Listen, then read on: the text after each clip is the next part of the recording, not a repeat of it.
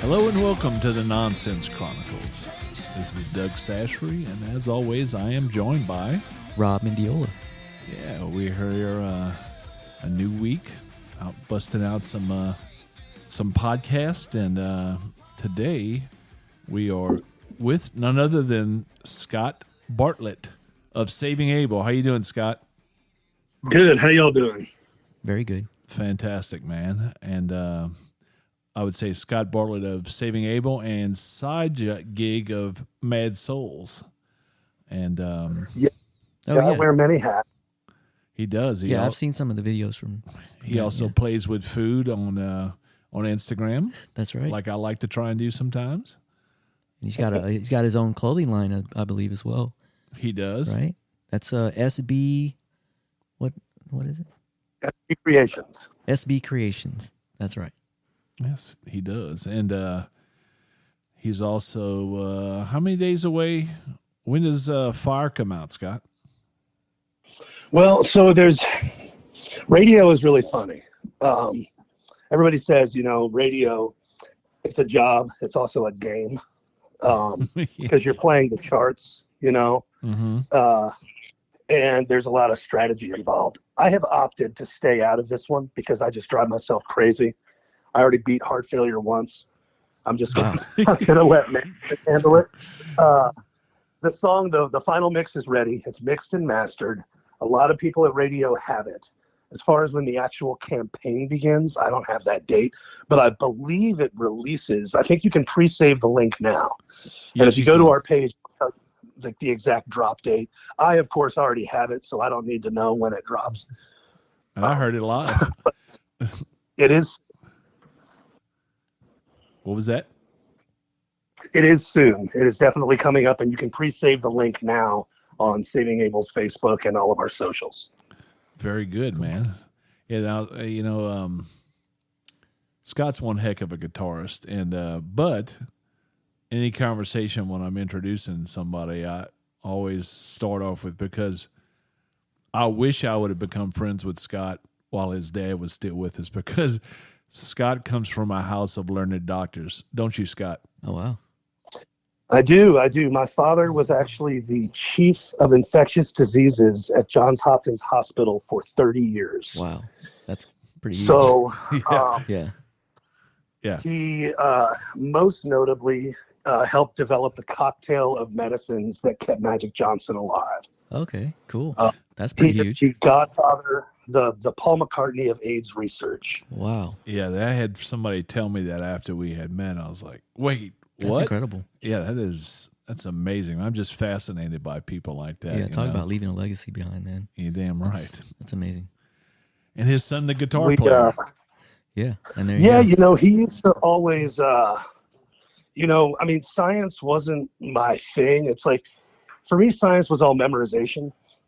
Yeah, kind and of. I think for Dad, for Dad, I think there was an element of that too, but he just so loved it, and he loved talking with patients on a day-to-day. He was very good in one-on-one scenarios, and he sort of fell into it, and he just, loved what he did. He always instilled in me, you need to love what you do. So he was very supportive of the guitar thing. He was just like, look, if you can pay the bills and be comfortable, do it. The problem is not a lot of people can do that in music. It's very difficult to make enough money to survive. That's why it's a side gig for a lot of people.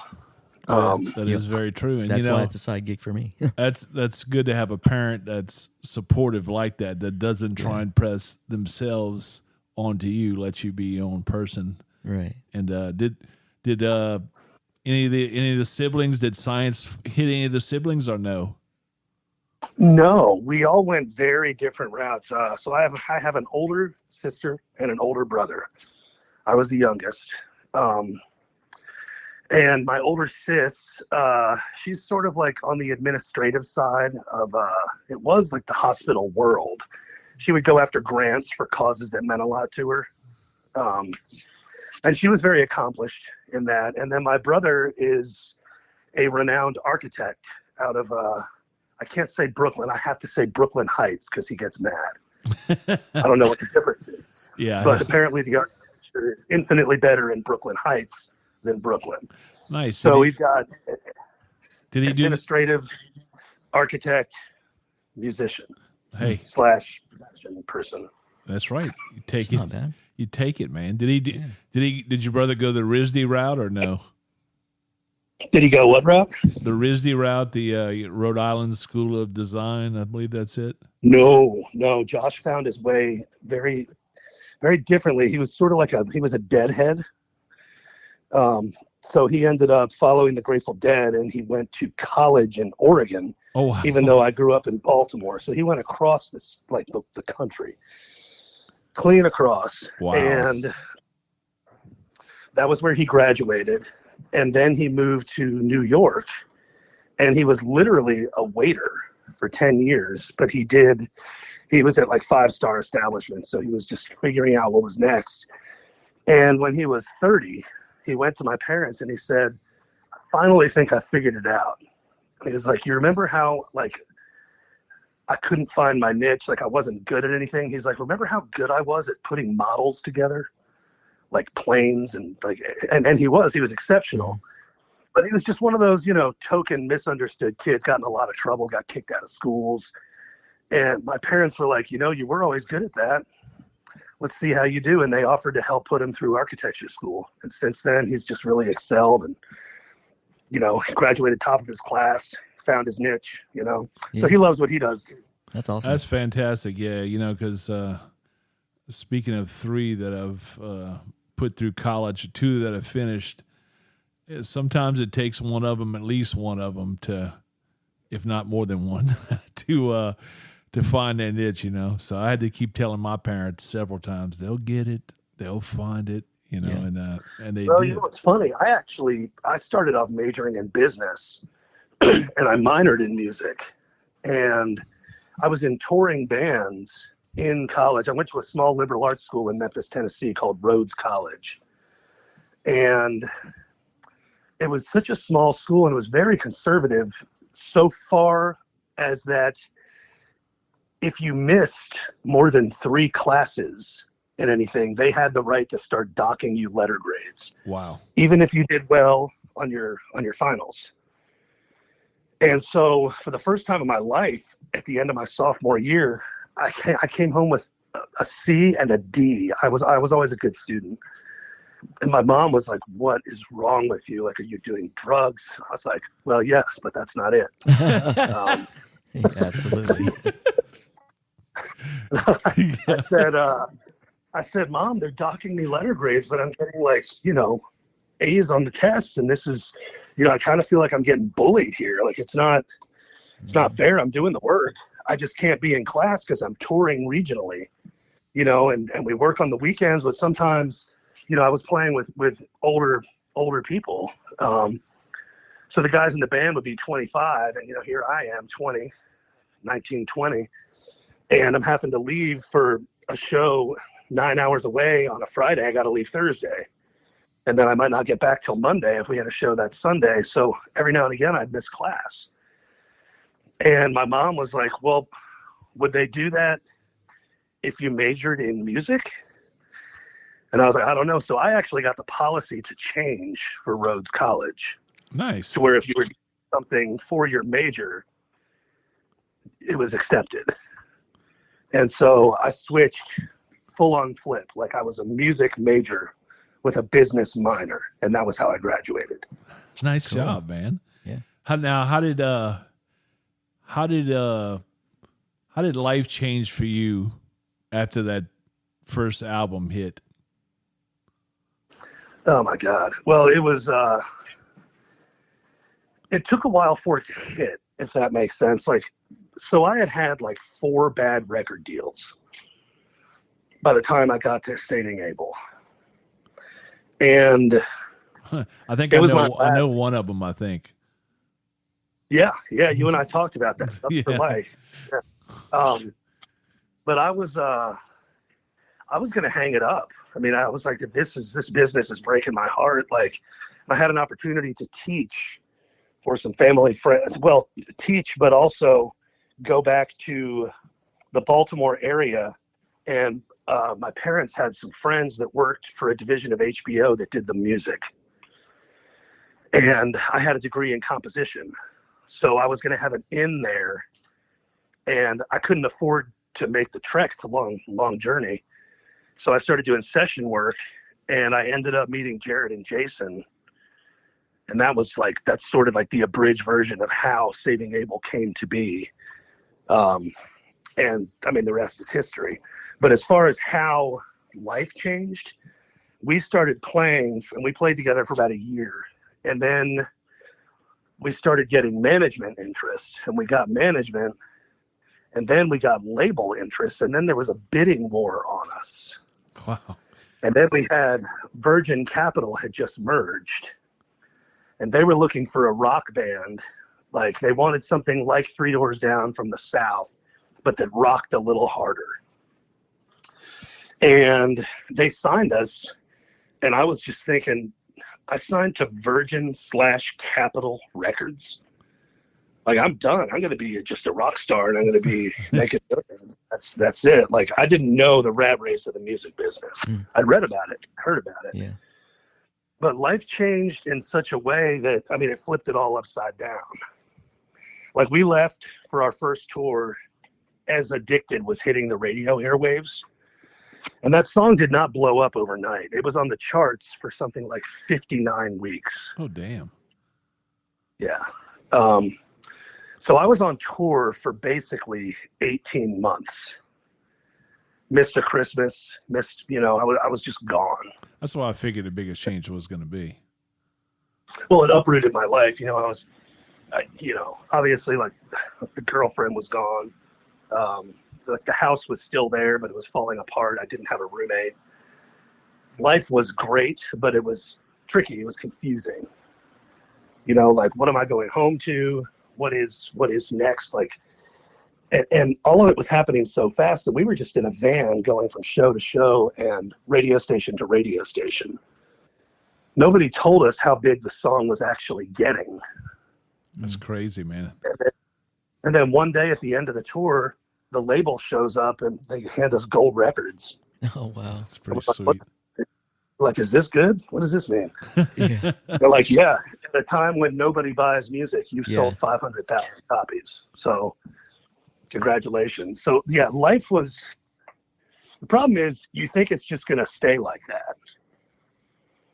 And like I said, the radio game, like, things are constantly changing, and it's very exponential the way it all moves and how fast it does.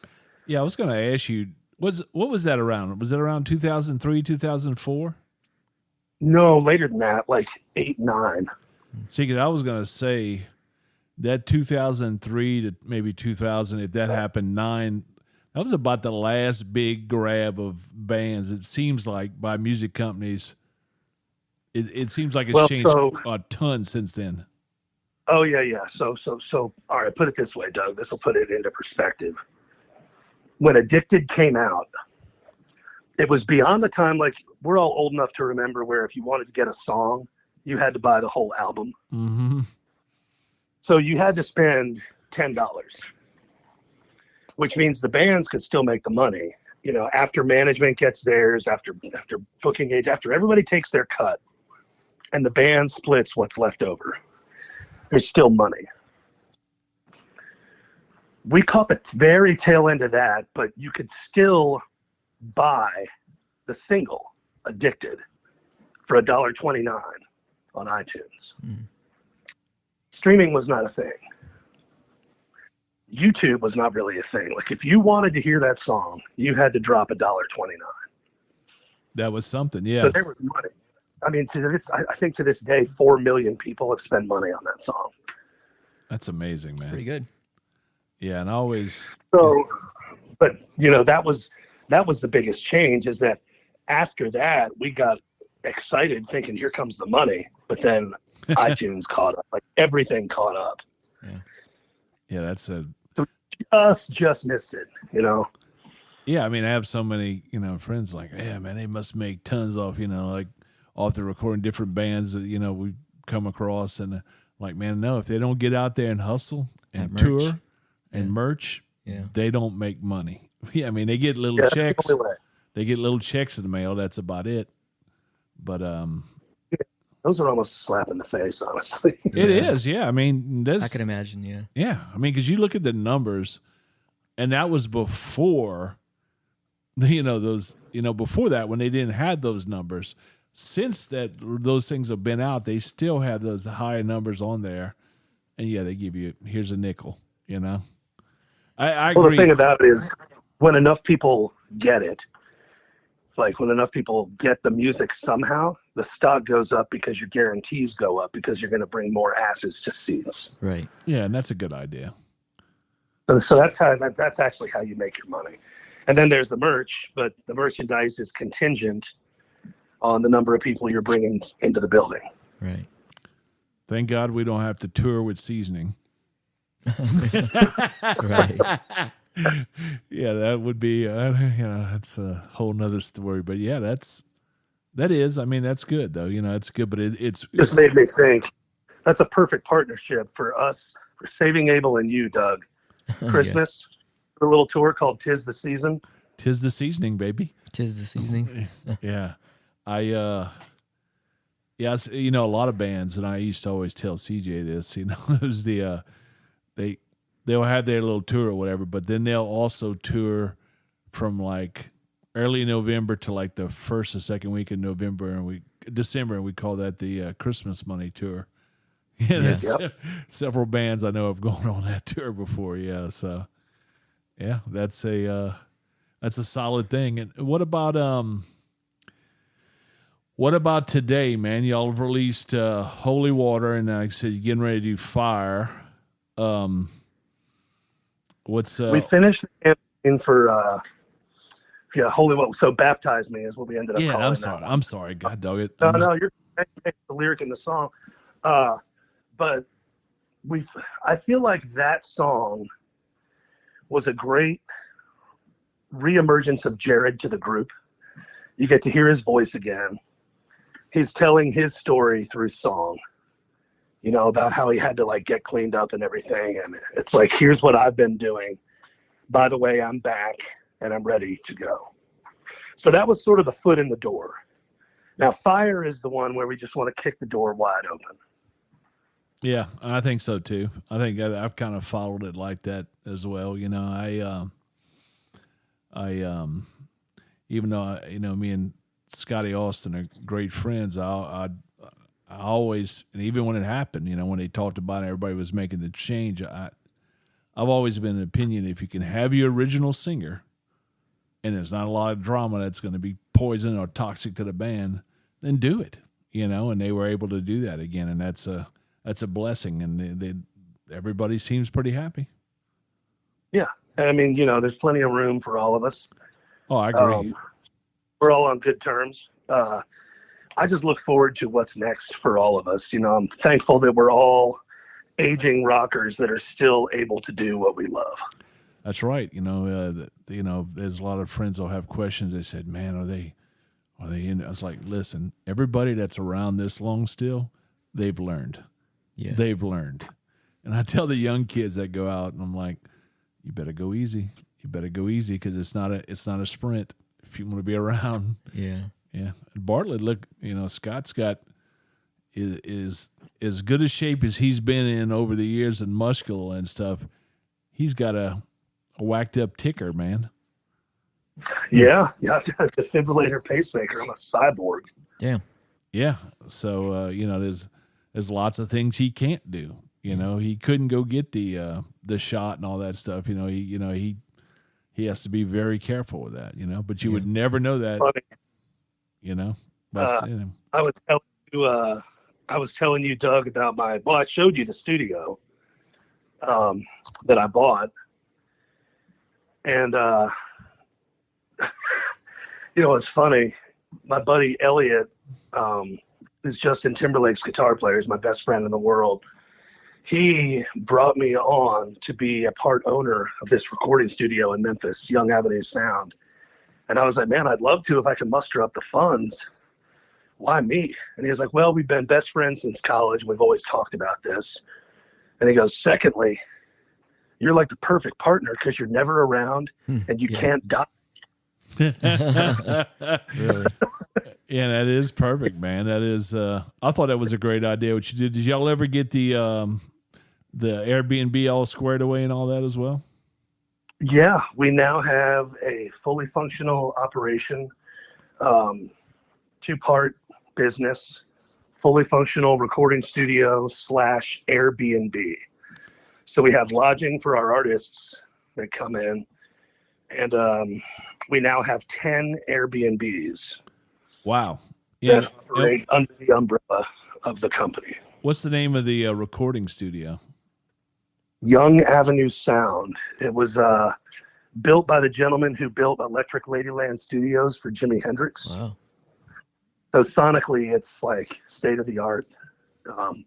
One might say dated, but the thing is, the science was still being crafted back then, and it's infinitely cooler than any studios that I've been in as far as vibe.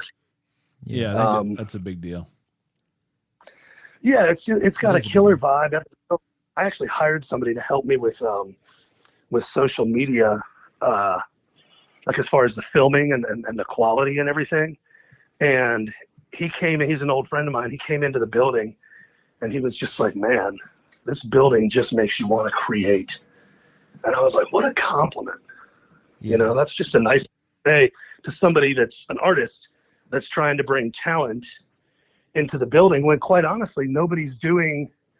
I mean, everybody that's producing anything now is doing it on their phone in their basement. Yeah. Yeah, because So there's something to old-fashioned. Come to our spot. We got you. You know. Yeah, I actually think that's a good setup because they are the ones today are so stale compared to the ones that we saw years ago. You know, from Sun Studios to all these other ones that came through. What they do today is completely different. Joe Walsh said, "Man, the mojo's just all gone, man." Mm-hmm. And he's right. He is definitely. There's a few still trying to keep that mojo. And as far as I'm concerned, if you come to Memphis, Tennessee, there's a spot for you at Young Avenue Sound. And that is the quintessential mojo spot of the world is Memphis, if you ask. Yeah, Memphis has got it going on, man, with music. You know, there's roots very deep through there, man. What about Yeah, you do it. I was gonna ask you this. What's next for you, project wise? You got any other irons in the fire? Because you always seem to have something going on, Scott. I saw he went out with Rick Scott. Rick Monroe. Yeah, he did. No, we just Rick had Rick Monroe on. Yeah. Yeah, he told me. I just said to say hi to you guys. Yeah. He's a cool cat. He's a good friend. Yeah, he's he's very cool. talented. So the Mad Souls is an acoustic thing that I do. It's sort of like a round robin. I take somebody different out with me, and I do like an acoustic duet kind of thing, and we'll like round robin one of my songs, one of their songs, throw in some Saving Abel songs, throw in some covers. And the latest installment is that I bring Rick. I'm looking into doing that again. Cool. Second, third week, fourth week of September, provided Abel is able to stay off the road. I've put in the request. I am recording next week. I got a new solo song called Cowgirl that I'm recording with a very cool young hip producer named Adam Box out of Nashville, Tennessee. And he asked me what I wanted sonically. And I just said, man, I want that thing that's hitting right now with sort of like, imagine a Chris Stapleton, but with a modern, like, you know, think Jelly Roll, but screaming guitars. Yeah, I like that Southern too. rock, country singer, songwriter, but very aggressive, in-your-face guitars, because that's what I do. Yeah. Yeah, I like that too. Yeah, I mean that's next week. I think you and Rick were a fantastic pairing. And I met a kid. I ran into a kid this past weekend at a rib burn, which is like a cook-off, and in Texas. And he's one of my friends' little cousins, and he was actually stationed at Fort Riley, but he had came down to Texas to pick up a vehicle, he had no clue that I was going to be there. And when we did a event with the Mad Souls, him and Rick, and we missed him, but that was very cool. Went over there and they have a little, I don't know if it's called a PX or a little club that, but it's on the military base. You know, you got to go there and flash your card and, you know, go to the right spots, all the restrictions and all that. But up in Fort Riley, Kansas, and I thought that was really nice, and I did appreciate Scott taking me along for that, you know, and we did something with them and Hy-Vee Grocery. You know, Hy-Vee was there too. So that was we've been talking this Mad Souls run. I'm sort of at a crossroads as to whether or not I'm taking it up through Kansas again or down through Texas. I'm just trying to see. I've got a couple of different promoters trying to scope it out, see what they can do for me. Because, you know, Hy-Vee is always so good to us, but there's only so many markets in the Kansas area. That's right. And Texas, is stretched out. I mean, you can tour Texas for 36 weeks. That is very true. And, you know, I'm probably going to go see an old friend of ours tomorrow, John Janish, our promoter buddy over in Houston. And he's in hospice care, and we love that guy to death. And he has brought Scott in all his facets in one time or another. And even when he didn't bring him in, he told him where to go so he could get in, you know? So, and you know, that's one of the, he's just one of those people, you know, and that, like, those people that the world needs more of. Yeah, I agree. You know, and I told John this, you know, and, you know, we joke about this stuff, but his battle with, you know, 43 rounds of chemo, not counting the pill version or the radiation he was taking, you know, I told him, and it's not like something I said behind his back. I told him, we were talking face to face, and I said, you know, John, I have told Bartlett and these guys at least twice, go check on John because this is probably it. And I'm like the little boy that cries wolf, you know, because, he's a beast. Yeah. Yeah. It's just warrior spirit for sure. I would try to get down there too. It's a bit far for me, but I'll tell you what, I'm going to talk to you about that after we get off this cast, because I've got some stuff to ask you about. I do too. Yeah. And cheers to and you know, I know John loves y'all, and maybe when I go tomorrow, I can do a little FaceTime, you know. So that's kind of I appreciate you for saying that. Yeah, man, we can definitely do that. You know, like everybody can't, you know how it is. We can't all be at the same place. We want to be, but we just can't. You know, Don introduced us to you. He did. He called me. I was out where they were building. We met you the day we met Roger Clemens. Yeah, that's right. Wow. Yeah, in fact, and Rob was supposed to be there. His band, Westfield, was supposed to play, but Rob went and got COVID. I was like, "Where's Westfield? Aren't they supposed to be here?" It's the one time I called in. Yeah, it's the one time he called in, and because it's so funny. I got on the bus. Bullshit. They wanted. Yeah, I'll come down, John. You know, I would have done anything for him, and he's been milking this "I'm sick" thing for 3+ years. You know, but I got there and I sat on the bus and we had a great time, and I was walking up to the little area right behind the stage. It's the kitchen, but I like to call it the green room. It's a better green room than the green room is there. And John says, "Hey, Doug, I want you to turn around. I want you to meet somebody else." I turn around. It's Roger Clemens. Like, oh my God, dude, you know, because there's very few people that I would, and that's you know, and he was so hounded that night I didn't get a picture, but because he's been there more than once, I'll get one with him. I figure I'll run into him again over there eventually. But that was a heck of a good night, man. Yep, always fun down there at Wildcatters. Yeah, Justin and them, they do a really good job, and you know, they survived all that lockdown stuff, and they deserve everything good that comes to them now. You know, good people. 100%. That's right. Well, I was going to ask you, you got anything else for us, man? You kind of hit on everything, man. You're getting this podcast thing down. We try. We can talk a lot. What kind of amps y'all have in the studio? Yeah, that's Rob's got the music questions for you. He's got go ahead, Rob. So I imagine y'all got some cool amps in the studio. Well, we have, so between all of us, you know, just because, I mean, we've got, Elliot is Justin Timberlake's guitar player. He's got everything on. And then we've got my stuff, which I do allow people to use. Mm-hmm. We pretty much, we don't have a Dumble. That's about the only thing we don't have. But I can get one. Yeah, use any? Have you gone into any of the floor modelers? I'm playing Kemper right now. And Okay. I'm having a very hard time with it. Okay. Yeah, it seems to be like the trend now.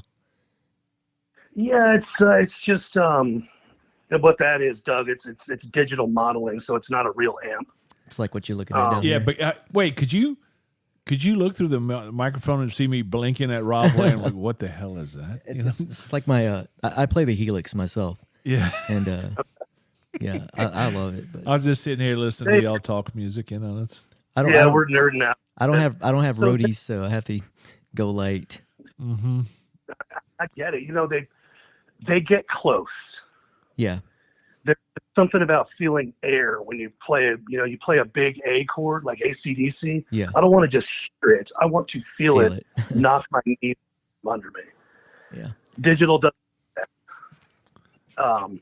There's something about pushing air. And I do think we're a dying breed. I think that amps are going to kind of, in the studio, sure. Yeah. But as far as live, you're just going to stop seeing them, I think. Right. Unless you're like Joe Bonamassa, Yeah. The wall sound. Yeah, and so back to your original question, it's Memphis, and between Elliot and myself, we've been here forever. We can get whatever you need audio-wise. There's nothing we can't get. Y'all have an in-house drum kit and all that? Yeah, we can get. We're right around the corner from the Memphis Drum Shop. It's the most world-renowned drum shop in the universe. And we got, our piano is Chuck Leavell's favorite piano in the world. The guy that did all the Allman Brothers stuff and the Stones. Nice. His favorite piano in the world. You want gospel singers? Yeah. We're in Memphis, dude. Yeah. You want hip hop? We're in Memphis, dude. We got 3-6 Mafia around the corner. Cool. Like we have everything you need. That's right. You can plug and play as you need. Yeah, that's a good idea. That's the thing.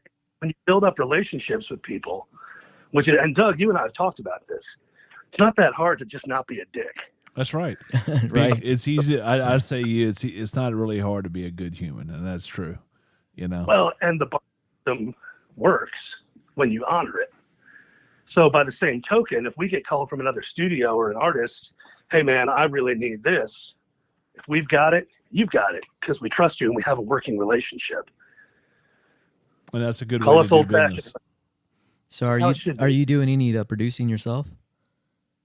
Not yet. Yeah. I'm very, very, very much. So we've owned this building since Valentine's Day of last year. So like a year and a half, give or take. Yeah. And I'm not as much a hands-on owner. We got one gentleman named Taylor who is sort of the Airbnb manager. And then we have Elliot, who is the studio manager. I'm more or less the marketing department. I'm on the road, on podcasts, talking about it, which is what I'm doing right now. I plan on getting in there. I plan on bringing talent, most notably from Nashville. I want to get some of the Nashville cats that I think are talented.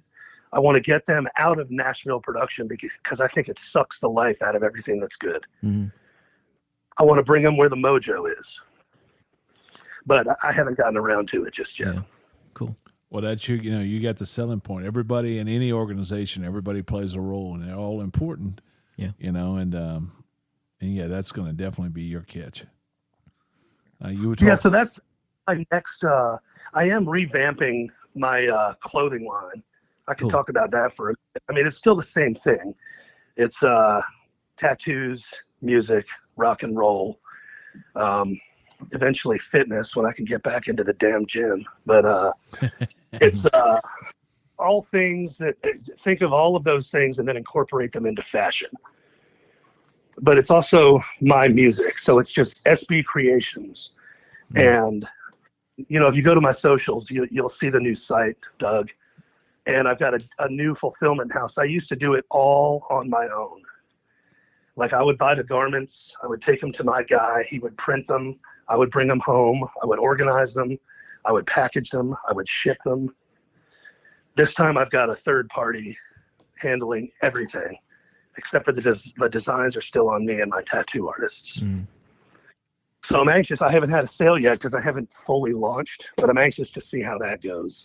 Well, I just shared that. I think I shared that link earlier on our site today. I believe I did. And yeah, we'll continue to push that. That's what we always do. Like I said, we just like you've always been to me. I mean, Scott's got me in some places that, you know, you try and uplift your friends, you know, that's what you do. When you can, you do, you know, and I've heard Spring mentioned about SB Creations to quite a few people, you know. Yeah. My wife, Spring Mendiola. Yep.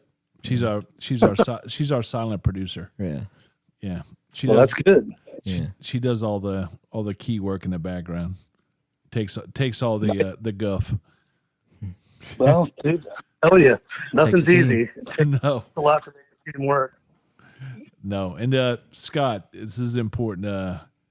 Tell us how they can reach you on social media or anything. So really, if you get in there and if you search out Scott Bartlett, you'll find me on every single platform. Yeah. Facebook, Instagram. I'm working on the TikTok thing because I'm being told that's not for youngs anymore, for all of us. Right. Yeah, I know. Snapchat, I mean, all of it. And then you'll find my site there. And please go to it. Let me know. Even if you think it sucks, let me know. Leave a message. Hit me up on Facebook. I read everything I get. Cool. Good deal, man. And we'll push that forward, and we'll stick around for a little bit. But we want to thank Scott for coming on today. Yeah, I look forward to your return to Texas. Yeah, we'll definitely be here to support. I'm getting out a little bit more, so I'll be able to catch some of your shows. Yeah, and I would love that. That'd be great, man. Maybe you can sit in and do it. Not have to. Yeah, that'd be awesome. I play a PRS myself, and we can put the Angelises up together. There you go. Okay, did that. I even got the inlays tattooed on my left arm. Is that what that is? I had no clue. I had no clue what that was. That's for the Custom 22. Well, you know, PRS are actually from Maryland, where I grew up. Oh, nice. So I'm very good Stevensville, friends with all of them. Stevensville, Maryland. Yep. I'm a big fan. Hey, boy, and that's the Nonsense Chronicles. Please like and subscribe, and we will catch you soon. Later.